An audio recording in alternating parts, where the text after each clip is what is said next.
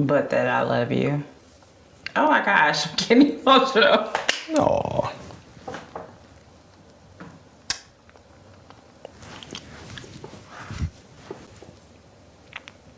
No one ever wants to think of their last conversation.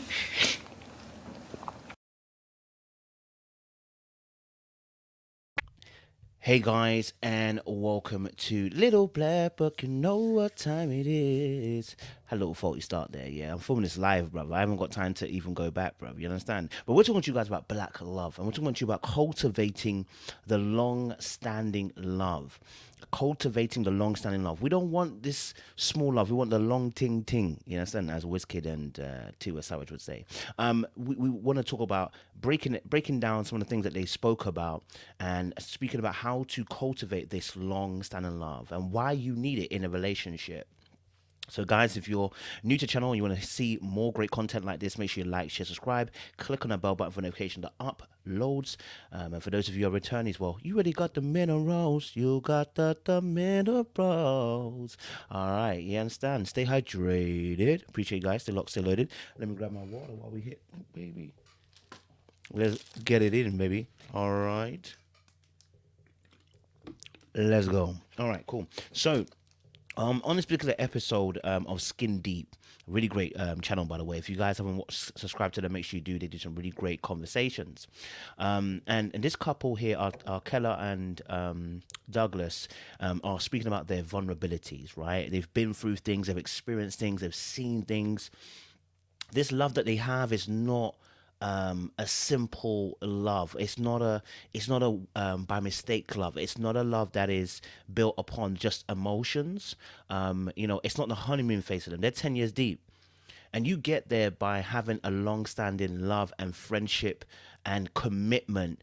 Because they ask a question at the very end. I mean, like also close to the end about did you think about quitting and stuff like that, right?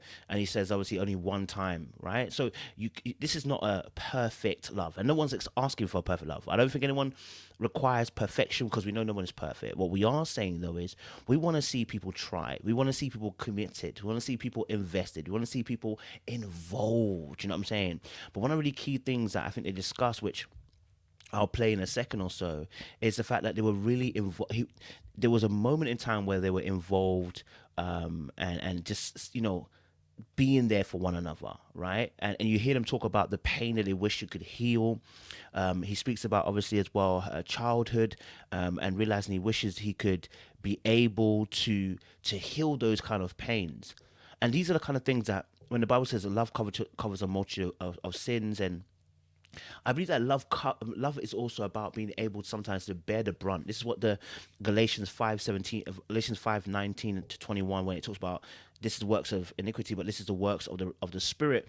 The works of the Spirit, or the fruits of the Spirit, even, are all to do with endurance, love, patience, kindness. These are things that are fostered.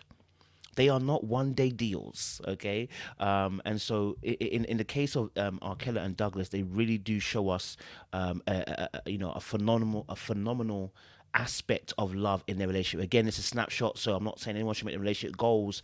I'm saying we can learn from them. Let's even look at some of the things that we're here on the say as well. I love this little direction as well. Let's play this for you guys. Unreservedly love you. Yeah. And I feel you're worthy of everything that you've gotten and then some. You are phenomenal. There's nothing you can't do. And just to say as well, I love the way that he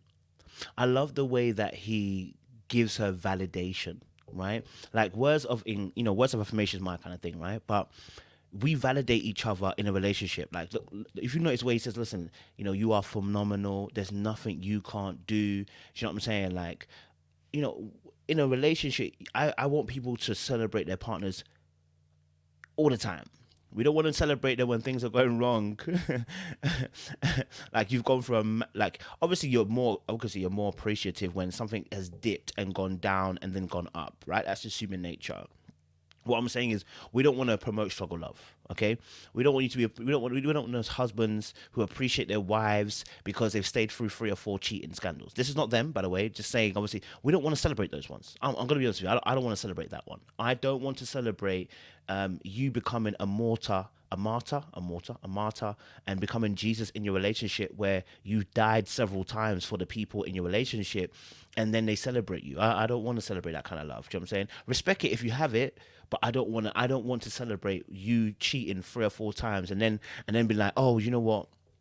We've been through thick and thin. No, you've been putting me through hell, and that's the difference. But so I love the way he talks about and describes how he feels about her, and I think that's that comes from a genuine place, and that comes from, like I said, experiencing things. That comes from you being in the battlefield with that person, and I think that's one thing I look for.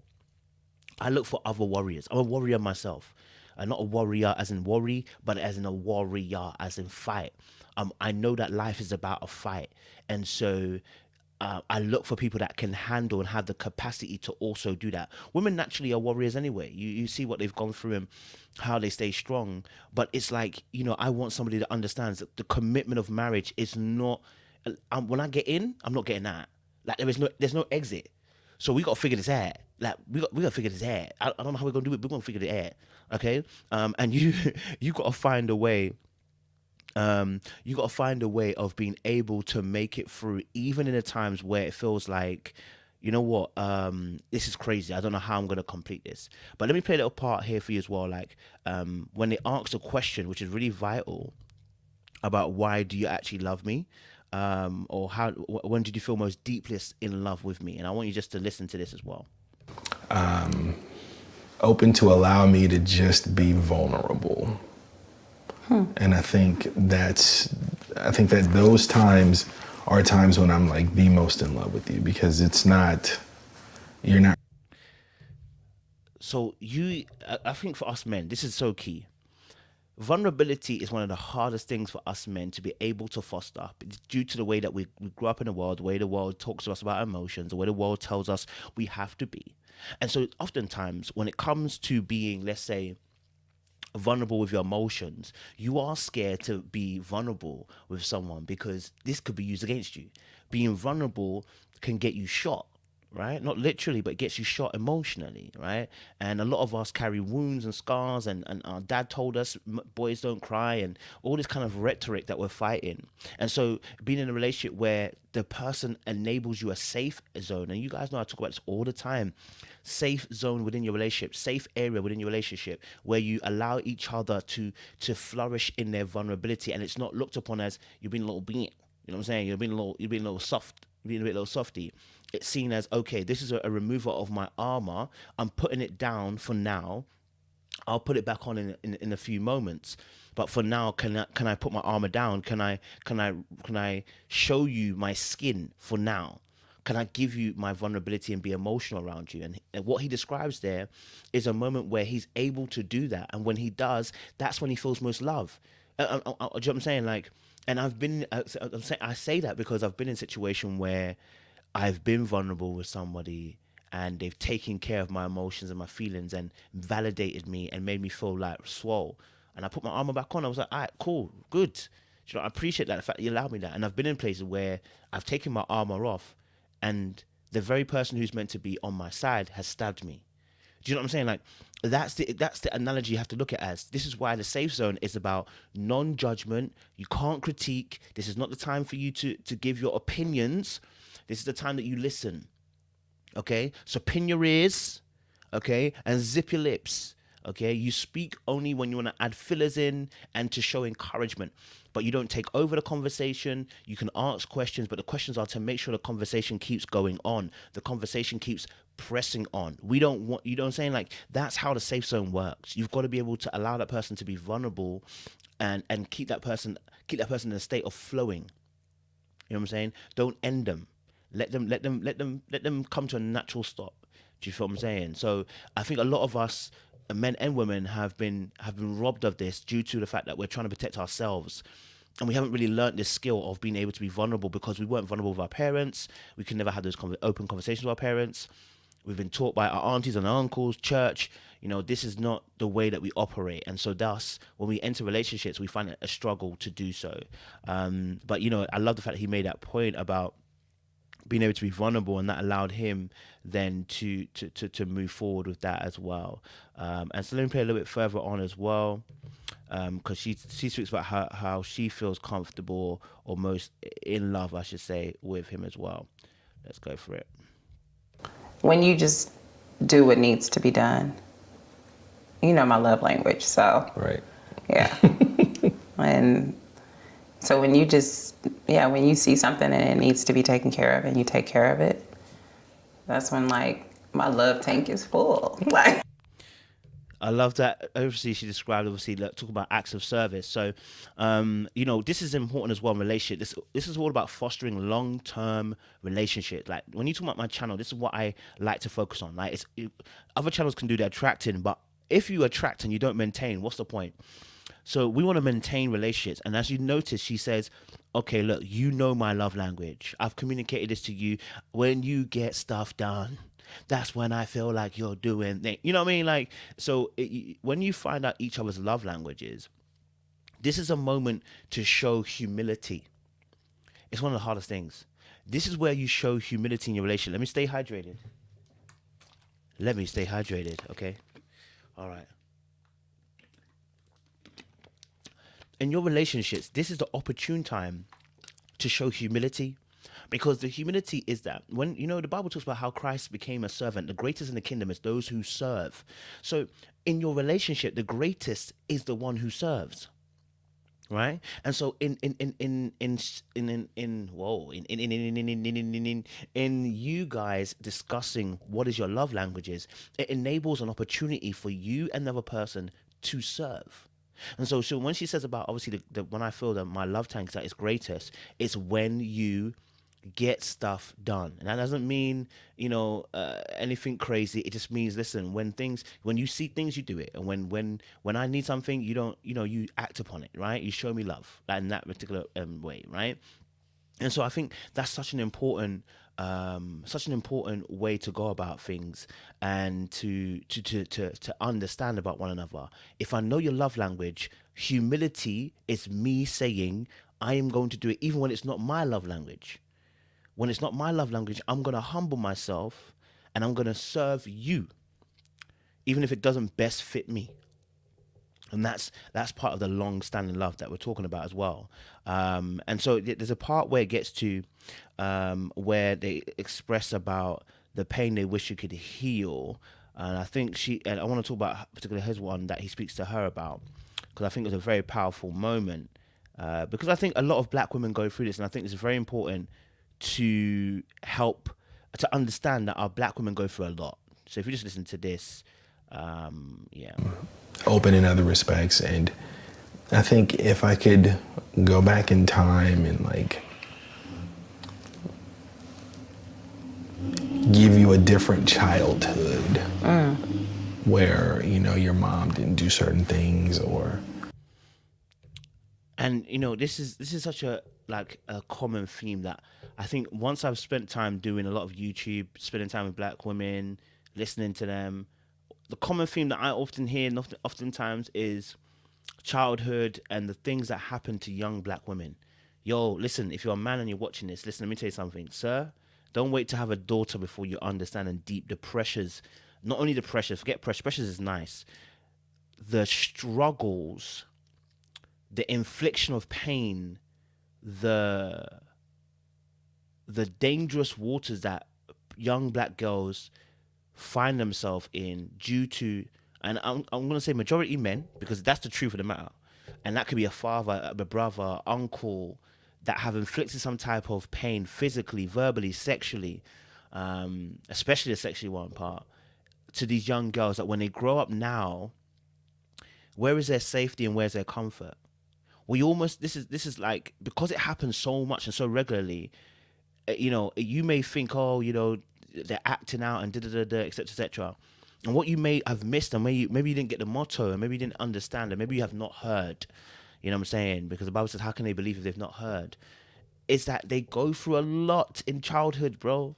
I'm not talking, I'm not, listen, when you hear some stories, and I'm not saying some, a lot of stories, it will change your perspective. And so I love the fact that he spoke about, I wish I could go back into your childhood and change some certain things, especially with your mom, right? Because it's not pretty. It's not been easy. But again, these are the things, like I said, these are the connecting dots between people who are long-standing love, right? That they share each other's pains, they share each other's burdens, they share each other's tough times together. That's what builds the bonds and the bridges. Just think about your friend. The Bible says, look, it's better a friend who's close than a brother who's far away. The proximity between me and you, emotionally and physically, is vital, right? Vital. And so, their whole situation is an eye opener for a lot of us in terms of how we build long-term relationships. There's a part where obviously, where they talk about, I would say, what are you hesitant to talk to me about? I want to play a clip for you guys, and you can kind of just see it as well, and see what I'm talking about. Really powerful moments as well on this thing. I encourage you guys to go and watch it. It's a very powerful scenes as well. So yeah. I try to let you do you, be you. And then what I do is I'll talk to God instead of saying it to you, because I don't want to hurt your feelings. So yeah. So I kind of skipped the part because obviously, like I said, I can't play it for copyright reasons. But the question was obviously, what do you struggle to tell me about? Right? What are you hesitant to talk to me about? And she mentioned obviously, he mentioned obviously the fact that some of his failures, right, and some of the things that he's gone through. And then she says, obviously, yeah, there's sometimes you're making a decision, you're a risk taker, you're about that life, and sometimes I'm like, yo. But she makes a very powerful point here. Again, this is about long-standing love, and I talked to this about someone else about in a video where I spoke about friendship, and I said about, look, friendships are about sacrifice. There are times, yeah, where I don't agree with what you're doing, but do you know what? Because we're friends, I just sacrifice that moment to not speak and just be like, yeah, I'll go with you. I may not agree, but I just don't open my mouth to talk, because we're friends, and sometimes I just don't need to say certain things. I just need to back you, right? That's the loyalty. Yeah, some of you feel entitled to talk, and that's what happens in your relationship. You feel entitled to talk. You feel like you have to say this thing, right? And so what you listen to her, what she says is, you know what? God, I just go and tell God sometimes, right? I just go and tell God and talk to him, because you've been making these moves. I've been looking at you like you're crazy, right? But she allows him to make those moves and goes to God. For those of us who are Christians, this is very important, because God is the first, I say third party, he's not a third wheel. He's integral. He's integral to the structure of your relationship, on how you're going to deal with things.